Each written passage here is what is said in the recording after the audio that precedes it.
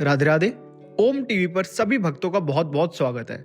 भक्तों, आज हम आपके लिए मकर संक्रांति की कथा लेकर आए हैं, तो वीडियो को अंत तक जरूर देखें और चैनल को तुरंत सब्सक्राइब करें। अब बिना किसी देरी के शुरू करते हैं आज का वीडियो। कथा सुनाने से पहले मैं आपको ये बता देता हूँ कि मकर संक्रांति भारत में कब मनाई जाती है। मकर संक्रांति भारत का एक काफी प्रमुख पर्व है। ये जनवरी महीने की 14 या 15 तारीख को मनाया जाता है। दक्षिण भारत के तमिलनाडु में मकर संक्रांति को पोंगल भी कहते हैं। इस दिन सूर्य 6 महीने बाद उत्तर दिशा में आता है। साइंस की माने तो ऐसा इसलिए होता है क्योंकि जो अपनी धरती है, जो अर्थ है, उसका झुकाव 6 महीने उत्तर में रहता है और 6 महीने दक्षिण में। हमारे सनातन धर्म में भी मकर संक्रांति की रोचक कथा है। ये कथा ग्रहों के राजा सूर्य देव और उनके बेटे शनि देव की है। ये हमें स्कंद पुराण के काशी खंड से मिलती है। सूर्य देव की शादी भगवान विश्वकर्मा की पुत्री संज्ञा से हुई थी। संज्ञा स्वभाव से कोमल थी। दूसरी ओर सूर्यदेव प्रचंड और तेजवान। सूर्यदेव का तेज इतना ज्यादा था कि संज्ञा को उनके पास जाने में भी डर लगता था। पर देवी संज्ञा सूर्यदेव को यह बताने से डरती थी। वे समझ गई थी कि इस चीज का उन्हें ही कुछ समाधान निकालना होगा। जैसे तैसे दिन बीतते गए और संज्ञा गर्भ से हो गई। सूर्यदेव और संज्ञा के 3 संतानें हुई, जिनका नाम था वैश्वत, मनु, यमराज और यमुना। देवी संज्ञा अब सूर्यदेव के तेज को सहन नहीं कर पाती थी, इसलिए अंत में उन्होंने निर्णय लिया कि वो तप करके सूर्य देव के तेज को कम करेगी या खुद के तेज को बढ़ाएगी। लेकिन देवी को उनके बच्चों का पालन पोषण भी करना था और ना ही सूर्य देव को पता लगने देना था। इसके लिए उन्होंने एक तरकीब सोची। उन्होंने अपने तेज से अपनी छाया को स्त्री का रूप दिया और उसका नाम संवर्णा रखा। फिर देवी संज्ञा ने संवर्णा को उनके बच्चों और सूर्य देव का ध्यान रखने की जिम्मेदारी दी और कहा कि मेरी अनुपस्थिति में तुम मेरे नारी धर्म का पालन करोगी। साथ ही याद रहे कि किसी को भी इसके बारे में कुछ पता ना चले। अब संवर्णा अपनी जननी को मना तो कर सकती थी नहीं, तो उसने भी हाँ कर दी।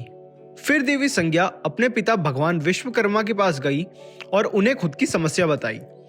विश्वकर्मा ने देवी को डांटा और फिर से सूर्य देव के पास जाने का आदेश दिया। पर देवी संज्ञा वन में चली गई और एक घोड़ी के रूप में शिवजी की तपस्या में लग गई।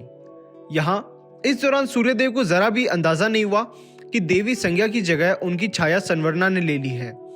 संवर्णा देवी के द्वारा दी गई सारी जिम्मेदारियां निभा रही थी।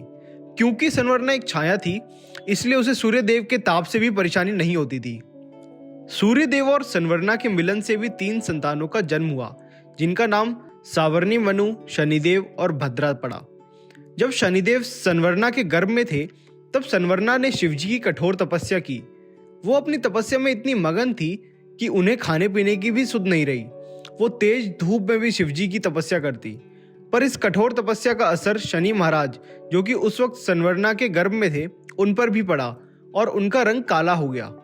फिर जब शनिदेव का जन्म हुआ तो सूर्यदेव बोले कि इतना काला तो मेरा पुत्र हो ही नहीं सकता, और वे संवर्णा पर संदेह करने लगे और उसे अपमानित किया।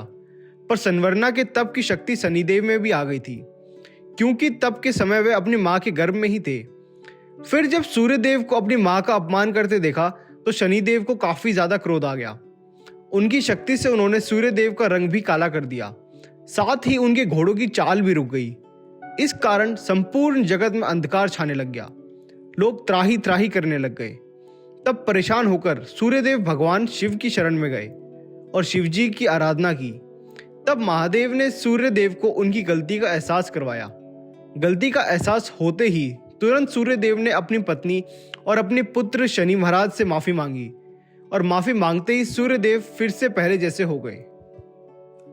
पर इस पूरी घटना के कारण सूर्यदेव और शनि महाराज के संबंध बिगड़ गए और आज भी शनिदेव को अपने पिता सूर्यदेव का विरोधी माना जाता है। सूर्यदेव ना ही शनि महाराज को पसंद करते हैं, ना ही उनकी माता संवर्णा को। तो सूर्यदेव ने शनिदेव और संवर्णा को अपने से अलग कर दिया। तब शनि महाराज ने अपने पिता को कष्ट रोगी होने का श्राप दे दिया। अब ऐसे अपने पिता को कष्ट रोग से पीड़ित देख यमराज ने तपस्या की और उस तप के फल से उन्होंने सूर्यदेव को कष्ट रोग से मुक्त कराया। रोग के श्राप के कारण सूर्यदेव को शनिदेव पर बहुत ज्यादा क्रोध आया। फिर रोग से मुक्त होते ही सूर्य ने शनि की राशि, जो कि कुंभ है, उसको जला दिया। कुंभ शनिदेव का घर भी था, जहां वे अपनी माता के साथ रहते थे। यह देख यमराज ने सूर्यदेव को समझाया कि क्रोध में आकर आपने कितना गलत कदम उठाया है।